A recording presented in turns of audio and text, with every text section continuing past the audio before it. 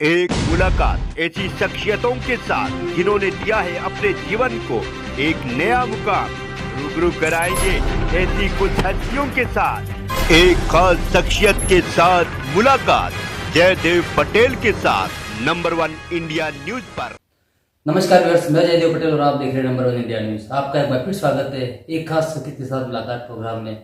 आज हम बात करेंगे देश के उपराष्ट्रपति जगदीप धनखड़ की तरफ से हाल ही में बयान सामने आया जिसमें उन्होंने सीबीआई डायरेक्टर की नियुक्तियों को लेकर के कहीं न कहीं जो प्रोसेस है उसको अनडेमोक्रेटिक तरीके से करार दिया है।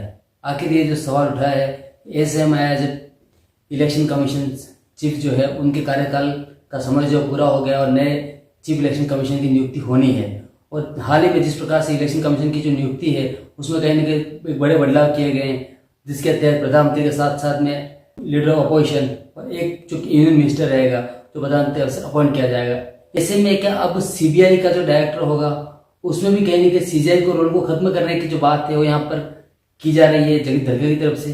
आखिर इस बयान के क्या मायने हैं, इन्हीं तमाम तरह बात करने के लिए हमारे साथ खास मेहमान है इलाहाबाद हाईकोर्ट के पूर्व जज जस्टिस आदित्यनाथ मित्तल। जस्टिस आदित्यनाथ मित्तल, आपका बहुत स्वागत है हमारे प्रोग्राम में। धन्यवाद जी जस्टिस मित्तल, आपसे मेरा पहला सवाल है कि देश के उपराष्ट्रपति जगदीप धनखड़ की तरफ से ये बयान सामने आना कि सीबीआई डायरेक्टर की जो नियुक्ति की जो प्रक्रिया है वो कहीं न कहीं अनडेमोक्रेटिक है, इसको आप कैसे देखते हैं?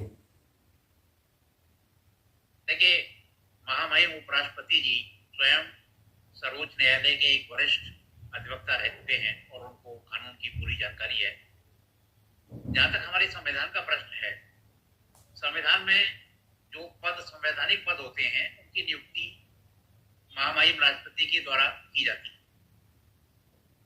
हमारे संविधान में ये भी प्राविधान है कि महामहिम राष्ट्रपति जो भी कार्य करते हैं वो काउंसिल ऑफ मिनिस्टर्स की एड एंड एडवाइस पर करते हैं।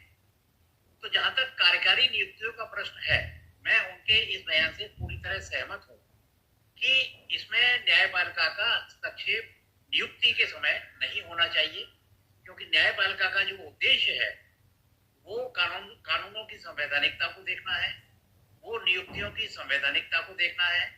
और जहां तक कार्यकारी का तात्पर्य है प्राइम मिनिस्टर हुए, लीडर ऑफ अपोजिशन हुए, काउंसिल ऑफ मिनिस्टर्स हुए, इन लोगों को जिस व्यक्ति की नियुक्ति करनी है उस व्यक्ति के बारे में थोड़ी बहुत जानकारी रहती है। जैसा कि आप जानते हैं कि न्यायपालिका में लोग आम जनता से बहुत अधिक घुलते मिलते नहीं है।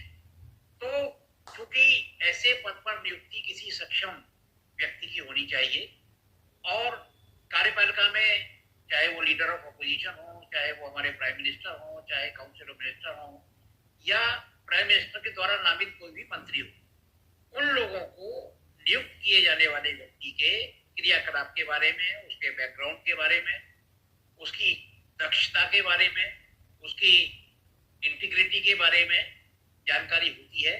इसलिए मैं महामहिम उपराष्ट्रपति जी के बयान से पूरी तरह सहमत हूँ कि न्यायपालिका को नियुक्ति के संबंध में उनका अंग नहीं होना चाहिए, और अगर कोई नियुक्ति असंवैधानिक रूप से हुई है, अनधिकृत रूप से हुई है, गलत हुई है, तो उस पर माननीय सर्वोच्च न्यायालय अपने क्षेत्राधिकार के अंतर्गत विचार कर सकता है। जी जस्टिस मित्तल, उपराष्ट्रपति जगदीप धनखड़ की तरफ से जो बयान सामने आया उसको लेकर कहीं न कहीं अब सवाल ये भी सामने आ रहे हैं कि जिस प्रकार से इलेक्शन कमीशन जो है उसकी नियुक्ति में प्राइम मिनिस्टर के साथ साथ में यूनियन मिनिस्टर और साथ ही जो एलओपी हैं उसमें 2/1 का जो एक रेशियो है उस तहत कहीं न कहीं एक मेजोरिटी जो है सरकार के पक्ष में जाती है नियुक्ति को लेकर के, जिसको लेकर अक्षय विपक्ष भी सवाल खड़े करता आया है कि ये कहीं न कहीं जो नियुक्ति है वो एक पारदर्शी तरीके से नहीं हो रही है सीबीआई को हटाने के बाद। ऐसे में क्या आपको लगता है कि सीबीआई के डायरेक्टर की जो नियुक्ति है वो भी इसी कॉन्सेप्ट में आगे बढ़ने की ओर एक इशारा है जगदीप धनखड़ का जो है वो? नहीं, देखिए, ये रूलिंग पार्टी का प्रोरोगेटिव होता है, उनका ये विशेषाधिकार है। इसलिए 2:1 का जो रेशियो रखा गया है वो बहुत सोच समझ करके ही रखा गया है। और 2:1 के रेशियो में क्योंकि लीडर ऑफ अपोजिशन भी शामिल हैं, तो मेजोरिटी से ही कोई नियुक्ति हो सकती है। और मैं ये पुनः दोहराना चाहूंगा कि माननीय सर्वोच्च न्यायालय के किसी भी न्यायमूर्ति का नियुक्ति के समय उनका उपस्थित रहना या उसमें भागीदारी करना उचित नहीं है। उचित इसलिए नहीं है कि अगर मान लीजिए किसी नियुक्ति को चुनौती दी जाती है तो निश्चित रूप से वो सर्वोच्च न्यायालय में ही चुनौती दी जाती है और सर्वोच्च न्यायालय उस नियुक्ति के संबंध में विचार करता है कि अमुक व्यक्ति योग्य था या नहीं था, कुशल था अथवा नहीं था, निर्धारित क्वालिफिकेशंस रखता था अथवा नहीं रखता था। तो सर्वोच्च न्यायालय के पास उस समय होता है कि वो इन सारी बातों पर विचार कर सके। इसलिए नियुक्तियों के प्रक्रम में माननीय सर्वोच्च न्यायालय के मुख्य न्यायाधीश या किसी भी अन्य न्यायाधीश की मेरी राय में कोई आवश्यकता नहीं है। जी, जैसे मित्र आपसे मेरा एक आखिरी सवाल है कि चुनाव आयोग की नियुक्तियों की प्रक्रिया को लेकर के जो आपत्ति थी और जो पिटीशन दाखिल की गई थी उसकी सुनवाई 19 फरवरी को होनी है। ऐसे में सुप्रीम कोर्ट में जब सुनवाई होगी तो सारी चीजें ट्रांसपेरेंट रहे, क्लियर रहे, ये कितना चुनौतीपूर्ण रहेगा सुप्रीम कोर्ट के लिहाज से? देखिए, जहां तक आरोपों का प्रश्न है, विपक्ष को आपत्ति उठाने का अधिकार, संवैधानिक अधिकार है, कानूनी अधिकार, परंतु उस आपत्ति में कोई ठोस दम होना चाहिए। जी, किसी भी बात को केवल अपोज करना वो उचित नहीं होता है। और आज जो विपक्ष की भूमिका है वो सरकार के हर कदम पर, हर एक्शन पर आपत्ति उठाते हैं। अभी आप देख लीजिए, महाकुंभ के ही बारे में तमाम आपत्ति उठाई जा रही है और भी बहुत से प्रकरण हैं जिनके बारे में आपत्ति उठाई जा रही है।